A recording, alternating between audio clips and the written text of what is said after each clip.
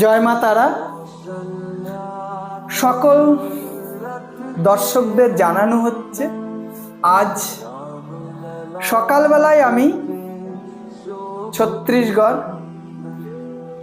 চিত্রকূট, যে আমরা রামায়ণে চিত্রকূটের যে কথা শুনেছি, যে শ্রী ভগবান মাতা সীতা মাতাকে নিয়ে 14 বছরের জন্য বনবাসে গিয়েছিলেন এবং সঙ্গে ভ্রাতা লক্ষণও ছিল। তাই এই ছত্তিশগড় চিত্রকূটে এসে আমি এপারে দাঁড়িয়ে আছি।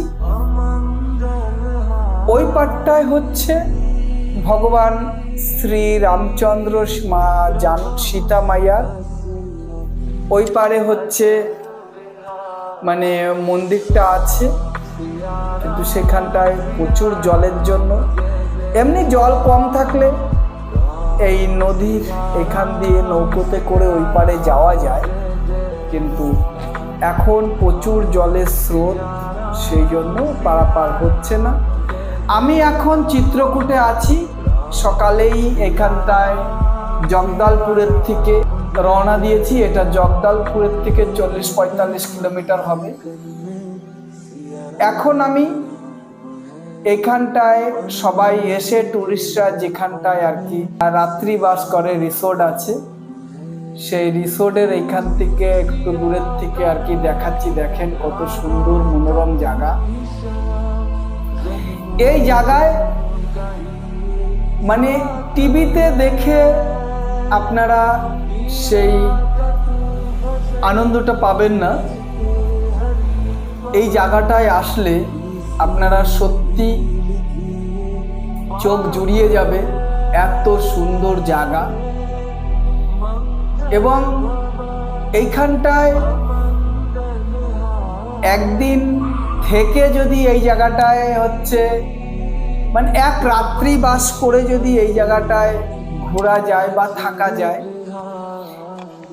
এখানটায় এই চিত্রকূটের যে জলফোয়ারা 365 দিনই এরকম জল পড়তে থাকে। এবং এখানটায় কোথার থেকে জল আসে বা কিভাবে হচ্ছে আজ অবধি করতে পারেনি, এটা সম্পূর্ণটাই পাহাড়ের জল। এবং আমি এখন ধীরে ধীরে ধীরে ধীরে যাচ্ছি হচ্ছে এখানটায় একটা ন্যাশনাল পার্কও আছে, সেই পার্কটা আপনাদের দেখাবো। এখানটায় যে রিসোর্টগুলো আছে মানে রাত্রি বাসের জন্য, এখানটায় আমরা অবশ্য রাত্রি বাস করেছিলাম না। কারণটা কি, এইখান থেকে আজ আমাকে আবার এই জগদলপুরের থেকে চলে যেতে হবে রায়গড়। এই যে সেই রিসোর্টগুলো দেখেন আপনারা, এইখানটায় রাত্রি বাসের জন্য 13,000-2,000 টাকা রুম পাওয়া যায়। এই রুমগুলোতে সবাই যারা দূর দূরান্ত থেকে টুরিস্ট আসে তারাই করে, কিন্তু অ্যাকচুয়ালি এখানটায় রাত্রে খুব ভালো দেখা যায়, অনেক লাইট লাগানো আছে, আপনারা দেখতে পাচ্ছেন। এখন আমরা ধীরে ধীরে নিচে আবার এই যে সিঁড়িগুলো দিয়ে আমি নামছি, নিচে হচ্ছে শিব মন্দির আছে, পার্ক আছে।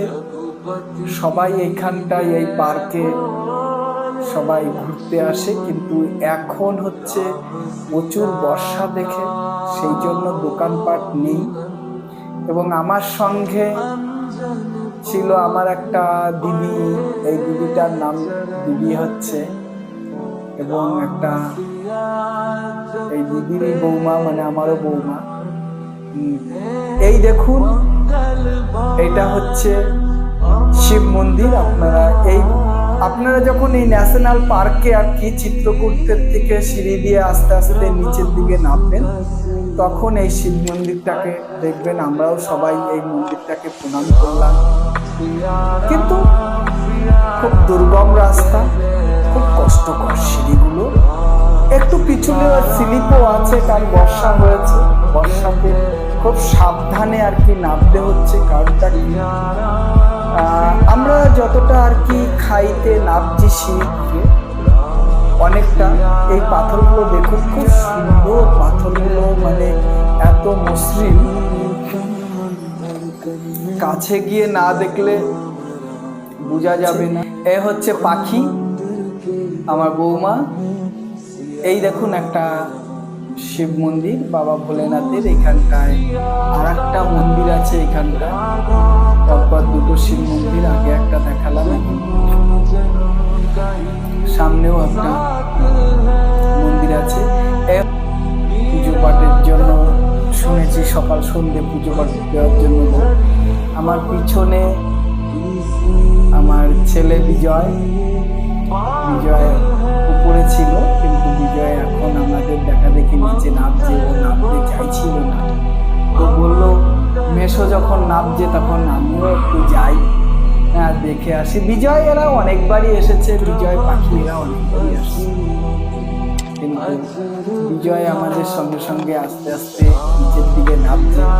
বিজয়ের মা রীতাদি, সবাই খুব সুন্দর একটা মনোরম জায়গা। এখানটায় আপনাদের যেতে গেলে প্রথম কলকাতার থেকে আপনাদের জগদলপুরে নামতে হবে, জগদলপুরের থেকে গাড়ি নিতে হবে আপনাদের।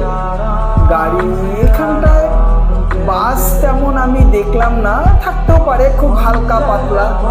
এটা হচ্ছে রীতাদি, এই যে আমাদের রীতাদি, ইনি হচ্ছে মেডিকেলে কাজ করে, ওনার ছেলে হচ্ছে বিজয়, ও হচ্ছে ব্যাংকে কাজ করে। আর ওই যে হচ্ছে বিজয় হচ্ছে মানে আমাদের বৌমা হাউস, মানে সাংসারিক কাজকর্মের মধ্যেই থাকি।